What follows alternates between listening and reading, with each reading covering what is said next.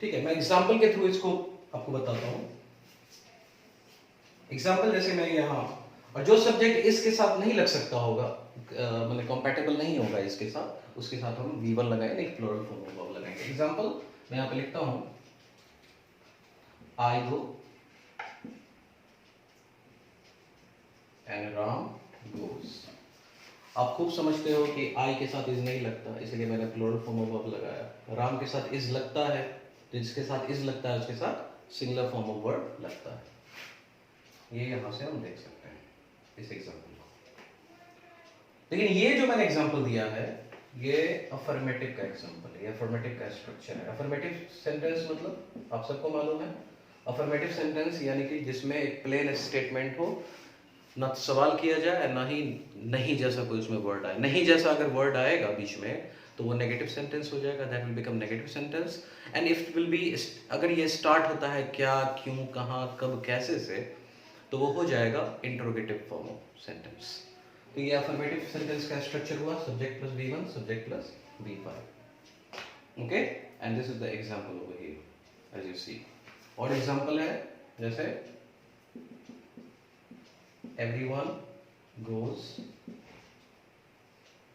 air blows, water flows। आप देख सकते हो, मैंने पहले एक्सप्लेन किया था, एयर, वाटर, एवरी वगैरह जितने भी हैं, ये सब के साथ सिंगुलर फॉर्म ऑफ वर्ब लगता है। क्यों लगता है मैंने पहले ही बता रखा है, ठीक है। This is the thing over here. Okay,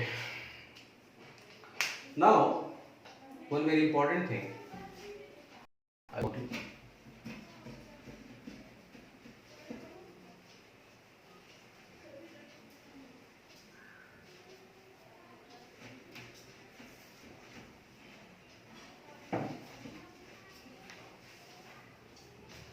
अब इसका इंटरोगेटिव का स्ट्रक्चर क्या होगा, यह समझने के लिए आपको थोड़ा सा फोकस करना पड़ेगा, इसको समझो।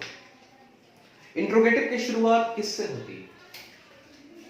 इंटरोगेटिव की शुरुआत होती है क्या से,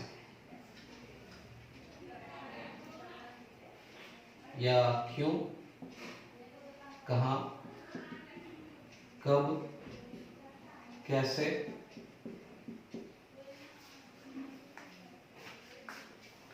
क्या से शुरू होता है, फिर वाई, वेयर, व्हेन, हाउ, जिसको हम WH क्वेश्चन भी कहते हैं। We call it WH questions as well. Try to understand it. Okay, what is the structure of interrogative in any sentence? किसी भी सेंटेंस में इंट्रोगेटिव का स्ट्रक्चर क्या होता है, मैं बताता हूं। Supporting verb number 1 and plus the rest of the sentence.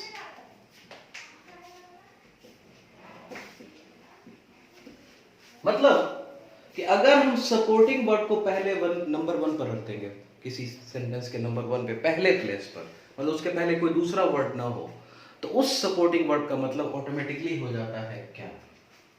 Example जैसे मैं कहता हूं, आर यू अंडरस्टैंडिंग, आर पहला वर्ड है, तो हिंदी में ट्रांसलेट करोगे तो क्या होगा, क्या आप तुम समझ रहे हो। अब मैंने बोला हैव यू अंडरस्टूड, तो हैव पहले नंबर पर रख दिया सपोर्टिंग वर्ड, तो क्या बन गया वो, क्या, क्या तुम समझ गए, इज इट क्लियर, क्या ये क्लियर है। जैसे ही आप सपोर्टिंग वर्ब को नंबर 1 पर रखेंगे तो वो बन जाएगा क्या ऑटोमेटिकली। इसका मतलब ये हुआ कि क्या से हमारा मेन इंट्रोगेटिव शुरू होता है।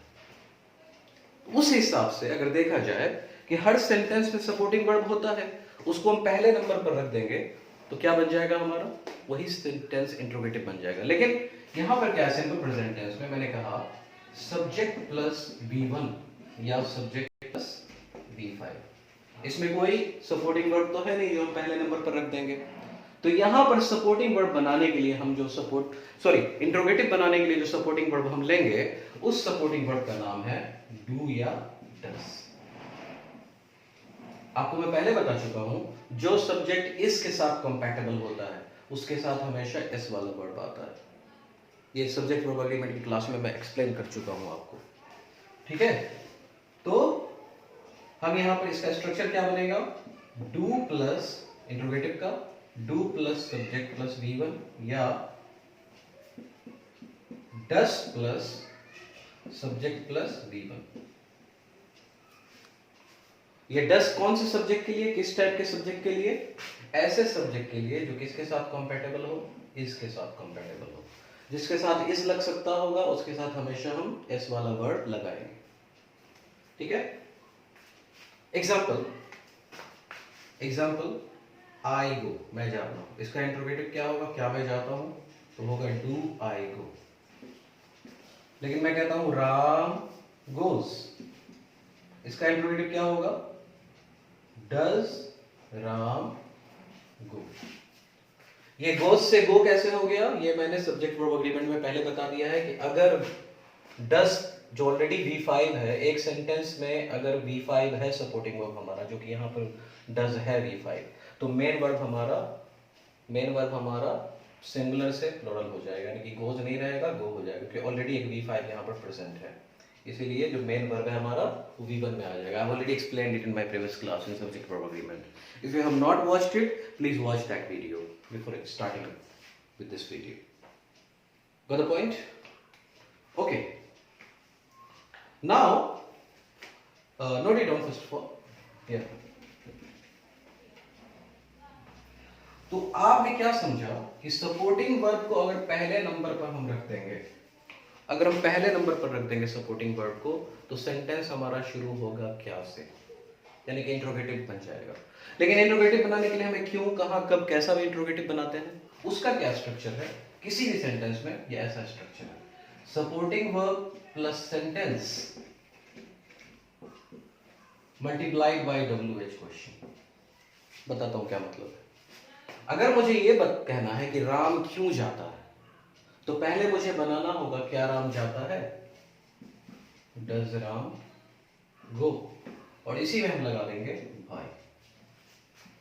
अगर मुझे बनाना है राम कहां जाता है, फिर से हम बनाएंगे क्या राम जाता है, डज राम गो, और तब यहां लगा देंगे वेयर। अब इसका मतलब समझ में आया कि मुझे अगर कोई भी क्यों, कहां, कब, कैसे वगैरह का इंट्रोगेटिव जैसा बनाना है, तो सबसे पहले हम बनाएंगे सपोर्टिंग वर्ब प्लस सेंटेंस वाला इंटरव्यू, यानी कि क्या वाला पहले बना लेंगे, और फिर उसके पहले हम लगा देंगे WH क्वेश्चन। ठीक है? राम कैसे जाता है, तो कैसे किसमें आ रहा है, WH क्वेश्चन में आ रहा है, तो लेकिन हमको सबसे पहले ये बनाना होगा, फिर हम बनाएंगे क्या राम जाता है, डज राम गो, इसी में लगा देंगे हाउ डज राम गो। अब इसका मतलब आपको समझ में आ गया होगा कि सपोर्टिंग वर्ब प्लस सेंटेंस जब बनाएंगे तो क्या बनेगा, और जब हम WH से मल्टीप्लाई कर देंगे तो क्यों, कहां, कब, कैसे वगैरह वाला सेंटेंस हमारा बन जाएगा। Got the point? कितना मिनट हुआ? 8 मिनट। ओके।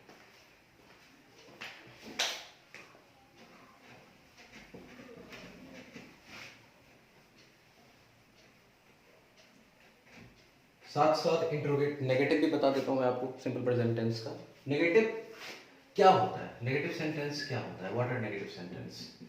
आप जानते हो, सेंटेंस जिसमें कहीं भी बीच में नहीं जैसा वर्ड आए, नहीं,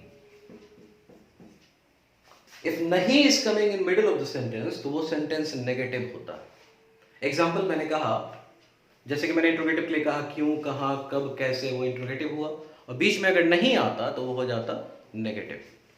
लेकिन ये नहीं बनता कैसे? आप बोलोगे नॉट, आप बोलोगे नॉट माने नहीं होता है, नहीं, supporting verb plus not is equal to नहीं। जिस सेंटेंस का जो सपोर्टिंग वर्ब है, जब उसके साथ नॉट मिलता है तो नहीं बनता है। एग्जाम्पल, राम नॉट गो आप नहीं लिखते हो, आपको सपोर्टिंग वर्ब यहां पर मिलाना पड़ता है। राम नहीं जाता है तो राम डज नॉट गो। जब आपने सपोर्टिंग वर्ब डज नॉट मिलाया तब ये बना नहीं, तब जाके बना ये negative sentence, right? Ram does not go. फिर यहां पर आप देख रहे हो कि does already singular form of verb है, तो जो मेन वर्ब है वो सिंगुलर फॉर्म में नहीं रहेगा, वो यानी कि ये V5 नहीं रहेगा, ये V1 हो जाएगा, क्योंकि ऑलरेडी दो V5 एक सेंटेंस में एक साथ नहीं आ सकते। Got the point? ओके। मैं नहीं जाता, तो आई नॉट गो नहीं होता है, आई के साथ डू लगता है, तो I do not go. This is the structure of negative. I hope it is quite clear. Even if you face any problem, you can call me at 75. Sure. Okay, now I will learn about the usage of this simple present tense. इसको हम इस्तेमाल कहाँ पर करते हैं? Sorry, इसको मुझे पहले बताना था, मैं आपको अभी बता रहा हूँ कि सिंपल प्रेजेंट टेंस का इस्तेमाल हम यहाँ पे करते हैं, किस केस में करते हैं. तीसरे नंबर पे, दूसरे नंबर पे ही था यूसेज, राइट. मैं थोड़ा सा मिस कर गया, तो मैं यहाँ लिख देता हूँ. Now usages of simple present tense, इसका इस्तेमाल क्या है, कहाँ हम इसका इस्तेमाल करते हैं, कब करते हैं. पहला, इसका यूज पहला जो है वो है habitual actions.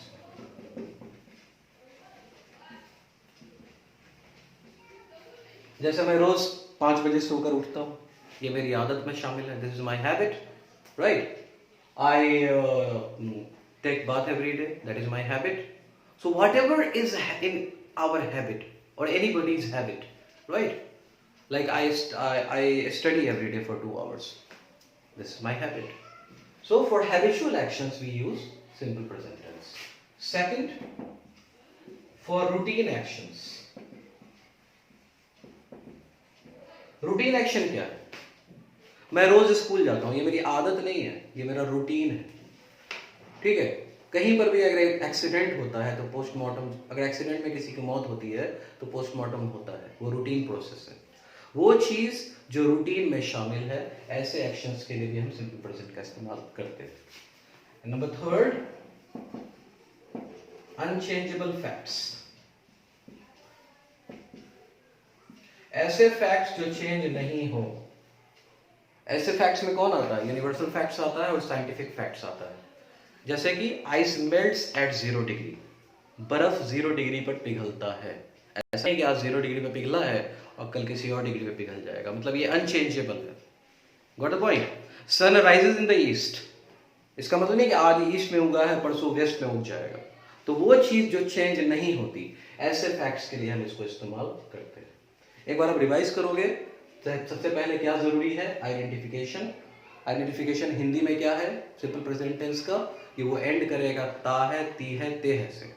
Got the point. और इंग्लिश में क्या पहचान है? वर्ब के फॉर्म से.